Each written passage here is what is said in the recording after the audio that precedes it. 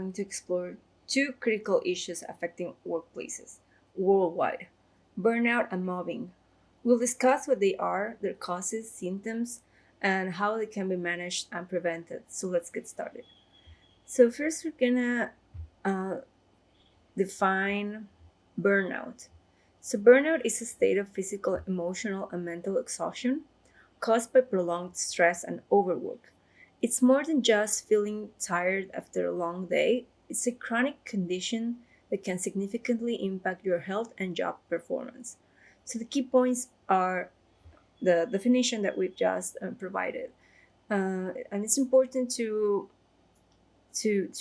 stress out that this is not just being tired after a long day. Like everyone can feel tired, but this is chronic exhaustion. It can also become cynicism, a sense of reduced professional efficacy. The causes could be excessive workload, a lack of control, and insufficient rewards. It could be also lack of community, unfair treatment, and value conflicts between the person and the values of the organization. Some symptoms of burnout are they could be physical, emotional, or behavioral. So in the physical, we've mentioned chronic fatigue. It could be also headaches, sleep disturbances. In the emotional, um, people tend to have this feeling of helplessness, detachment, loss of motivation. And in the behavioral, we see decreased productivity and increased absenteeism and irritability. Now, understanding the symptoms and causes of burnout is the first step towards addressing it. Now, let's look at how to manage and prevent burnout. Managing and preventing burnout requires a multifaceted approach involving both organizational and individual strategies. So, for individuals, you need to prioritize self care. This is prioritize your sleep, your exercise, and healthy eating. You could also set boundaries by learning to say no. I know this one sounds like very, like, wow, that's so easy, or it sounds like, yeah, I never thought about it, but it's not it's not a simple thing. Learning to say no is hard. um, but learning to say no is going to provide you with the opportunity to manage your workload effectively. So it sounds easy, but it's not as easy to do in reality. Now, seek support. You can talk to friends, family, or even a mental health professional about how you're feeling.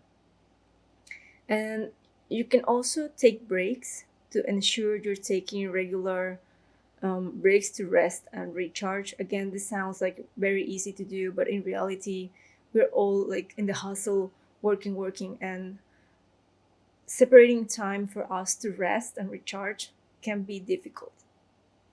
Now, for organizations, they need to manage the workload to ensure fair distribution of tasks and realistic deadlines. It can foster a supportive and inclusive work culture.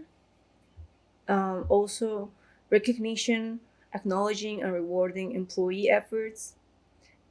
Fostering an open communication by encouraging open dialogue about stress and workload issues.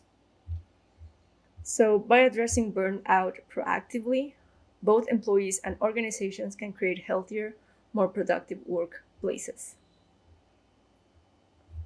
Now, let's move on to mobbing. So, mobbing is also known as workplace harassment. Like this is a work bullying is also another way that it is known for.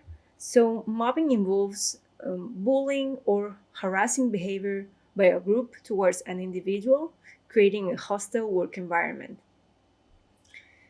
So, by its definition, mobbing is A repeated health harming mistreatment, it could be verbal abuse, offensive conduct, and work sabotage.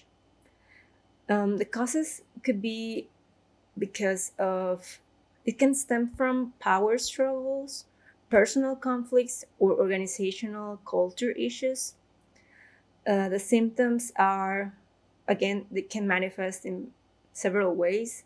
It can manifest in the emotional aspect, which is in forms of anxiety, depression, fear, loss of self esteem.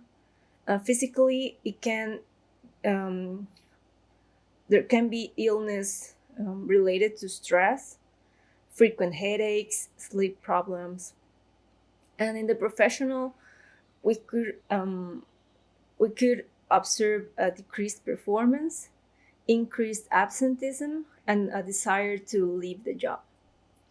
Recognizing the signs of mobbing is crucial for taking action. Now we'll discuss some strategies to address and prevent mobbing in the workplace. So, addressing and preventing mobbing requires a strong commitment to creating a respectful and inclusive workplace.